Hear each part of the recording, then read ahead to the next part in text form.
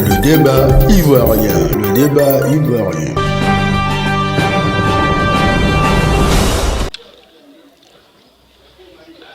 En Côte d'Ivoire, début exemplaire des épreuves du CEP à la Drena, Abidjan 3. Lundi 5 juin 2023, c'est l'EPPC pour S8 Yopougon, avec ses 247 candidats à l'épreuve du CEP à l'entrée en 6e 2023, qui a été le centre retenu pour le lancement régional de la direction Abidjan 3, au niveau du ministère de l'Éducation nationale. La situation est stable. Dans tous les centres, le lancement a pu se faire à l'heure indiquée, c'est-à-dire à partir de 8 heures, et les élèves ont commencé, déclare le directeur régional Koulibaly Apa Patrice au démarrage de cet examen.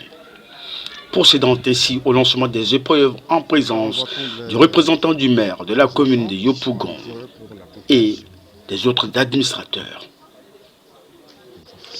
C'est donc avec une note de satisfaction qu'il croit que l'année sera encore plus meilleure et que la lutte contre la fraude produira des effets avec de bons résultats. Suivons avec le débat ivoirien le directeur régional Apa Patrice, Abidjan 3. Vous encouragez et vous souhaitez bonne chance. La Côte d'Ivoire compte sur vous et vos parents comptent sur vous.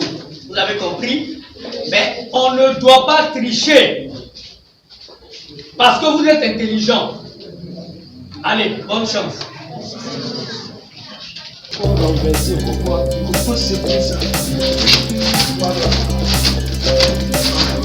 Voilà.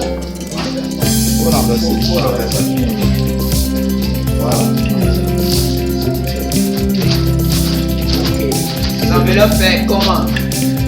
Fermé ou ouverte? C'est fermé, merci beaucoup.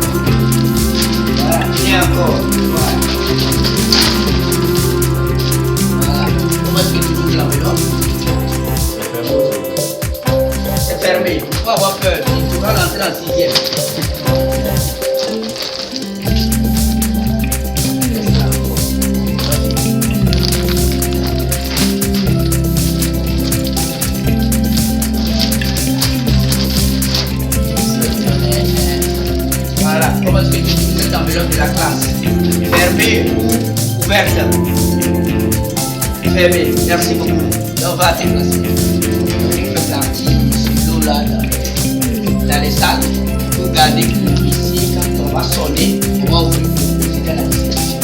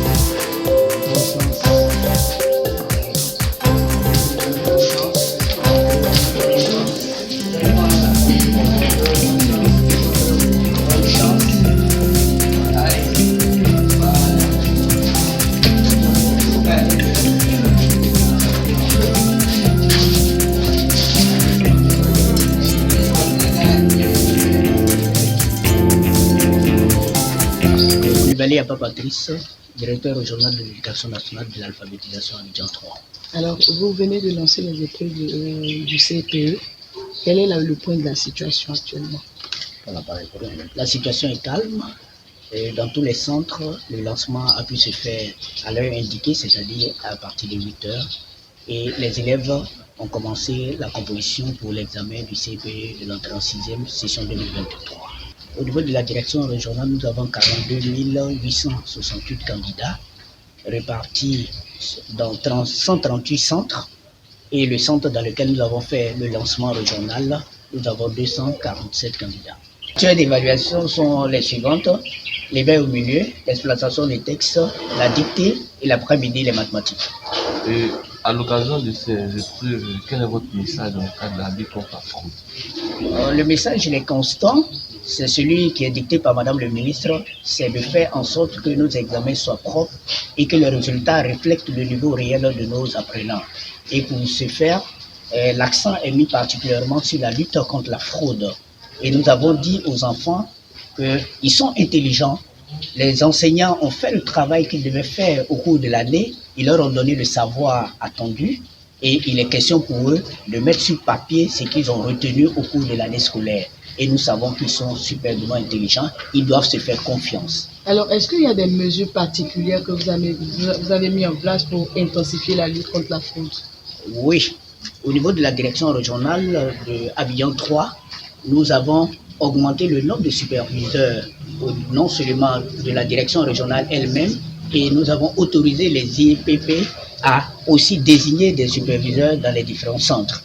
Et nous-mêmes, en tant que directeur régional et les secrétaires généraux de la direction régionale, nous pilotons des unités mobiles de supervision au niveau de tous les 138 centres de la direction régionale Abidjan 3. Est-ce que la vidéosurveillance concerne les années du CPE?